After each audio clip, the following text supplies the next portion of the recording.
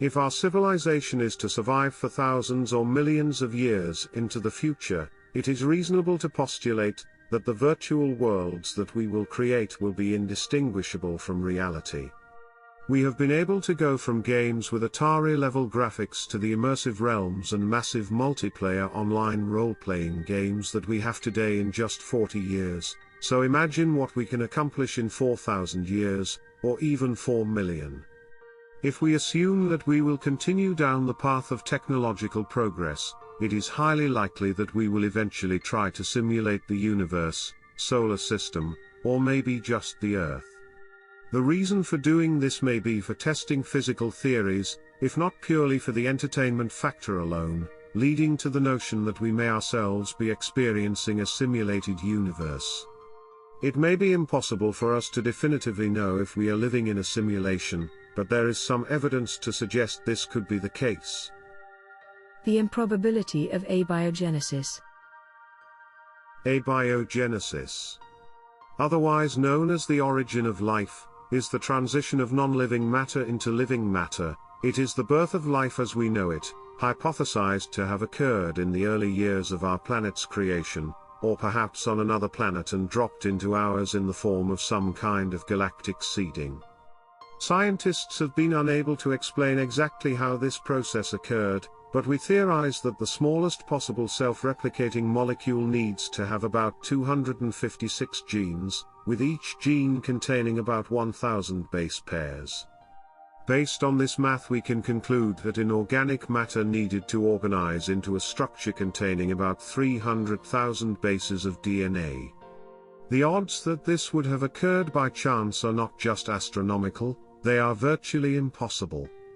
So it stands to reason that abiogenesis is either a gradual process that we do not yet understand, possibly involving some kind of primitive form of DNA, or the other possibility is that the creator of the simulation decided to insert a pre-existing self-replicating DNA molecule into the Earth, and let it evolve as an experiment. As our science progresses into the future, we will continue to experiment with recreating abiogenesis in the lab, but we may never truly know exactly how it occurred, leaving the possibility of outside interference. The convenience of carbon and silicon atoms. Carbon is the building block for just about everything in the universe. It constructs the organic matter all around us. The strong bonds that it can form makes it the perfect atom for building with. If someone were to construct a building block of the universe, chances are that the carbon atom would be it. Its sister atom, silicon, with very similar properties, is the building block for many technologies we see around us. We seem to be extremely lucky to have these building blocks. If we did not have them, constructing modern society would be seemingly impossible. It's as if we were dropped onto a sandlot, and given a Lego set to play with the only limitations to this game being the laws of physics. The anthropic principle states that we are biased in this observation, claiming that if these building blocks did not exist, we would not be here to discuss their incredible properties. But this is not necessarily so.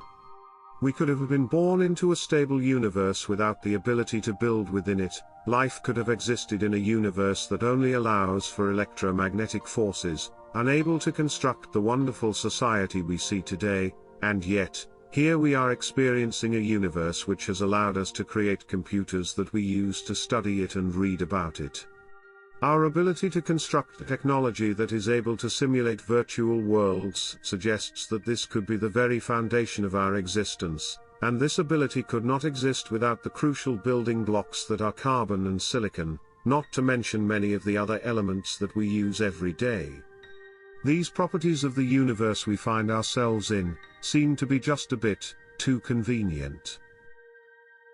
Being born in the Fourth Industrial Revolution. How often have you heard about, or thought about, the fact that we are living during the most incredible time in human history? It's true. The wonders that we are creating today will revolutionize our society and be used for many millennia to come. The extreme change that has occurred over the last 100 years makes our species almost unrecognizable. What a great coincidence that we are alive to witness it. Well, the wonders may not be a coincidence. If you were the creator of a simulation and you wanted to witness how a society handles rapid technological change, you would probably set up a scenario exactly like the one we are experiencing now, and observe how the species handles the change. Maybe technology has been strategically planted into our world, whereas the other copies of our simulation are the control, existing without technology. If you were to randomly pick to exist as any animal during the 4 billion-year-old history of our planet, not only would it be extremely unlikely that you would land as a human, but the odds become even more stupefying that you would be a human alive during the fourth industrial revolution, able to use gadgets and platforms your ancestors couldn't even fathom. It just seems too convenient that we have the wonders that we do today. We could have been born into any other time in human history, 99.9% of which was agrarian, farming day in and day out with seemingly no end to the process, and yet here we are, experiencing the extremely fast conclusion to what will be some kind of technological singularity. It's as if someone or something is watching the show, and we are just a pawn in the simulation. Thank you for watching. If you enjoyed this video, please like and subscribe for more content.